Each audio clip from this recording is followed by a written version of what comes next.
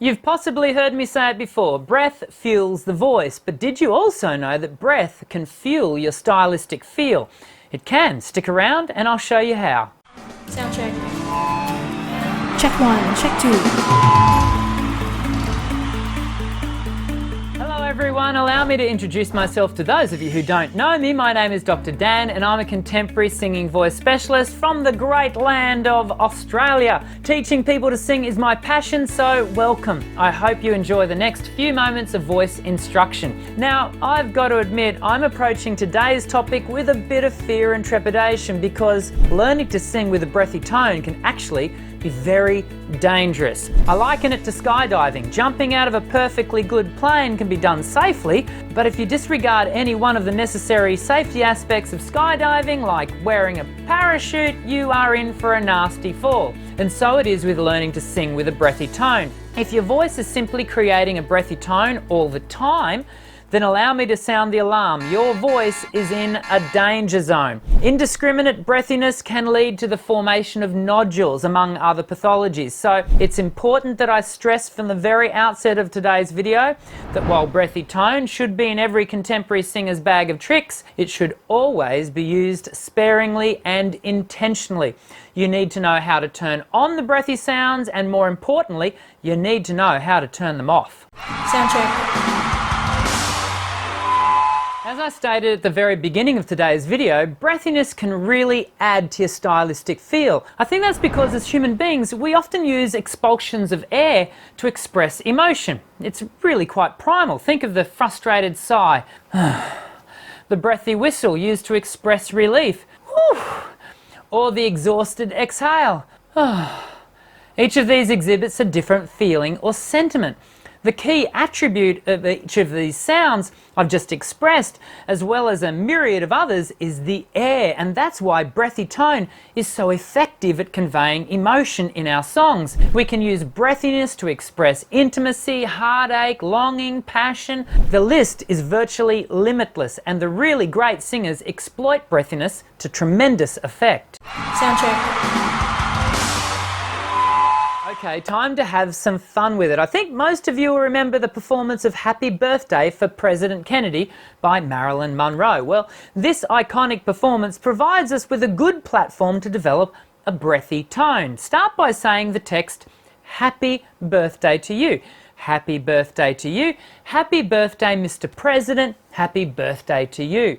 You'll notice that each sentence starts with the word happy. Say it again, and this time I want you to emphasize the H for each happy.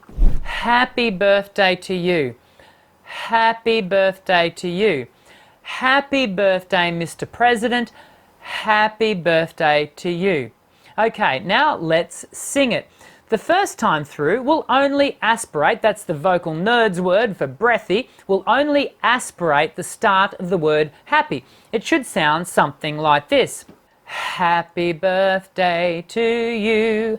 Happy birthday to you. Happy birthday, Mr. President. Happy birthday to you. Now, with your best Marilyn Monroe impersonation, see if you can aspirate the entire song like this.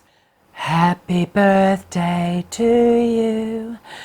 Happy birthday to you. Happy birthday, Mr. President. Happy birthday to you. Sound check. Now we haven't finished yet. Let's now try to sit the breathiness rating somewhere around the 50 to 60% mark. Essentially, we want to maintain a core tone with a breathy edge. Have a listen. Happy birthday to you. Happy birthday to you. Happy birthday, Mr. President. Happy birthday to you. Now we've arrived at what I like to call an ambient tone.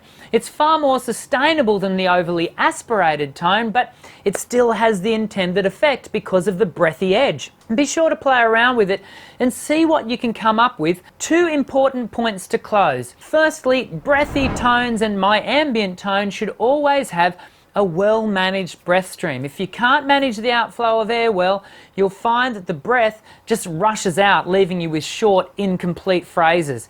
And secondly, when working on developing a breathy tone, be sure to do some twang exercises immediately following. Twang, when done well, should cause the vocal folds to fully and cleanly adduct in a balanced manner. The twang, not the tang, the twang will literally reset the vocal folds and laryngeal mechanism, teaching them how to turn the breathy sound on and off. To finish, let me ask you to nominate in the comments section below who you think the breathiest singer of all time is. Of all time. I'll be interested to read your thoughts and nominations. And if this is your very first Voice Essentials video, welcome. I hope you've enjoyed today's instruction. There's plenty more where this came from. I'd love for you to visit my channel, subscribe and join our ever-growing community of singers from across the globe who, just like you, have a voice that deserves to be heard. Until I see you in the next Voice Essentials video, I'm Dr. Dan. Sing well.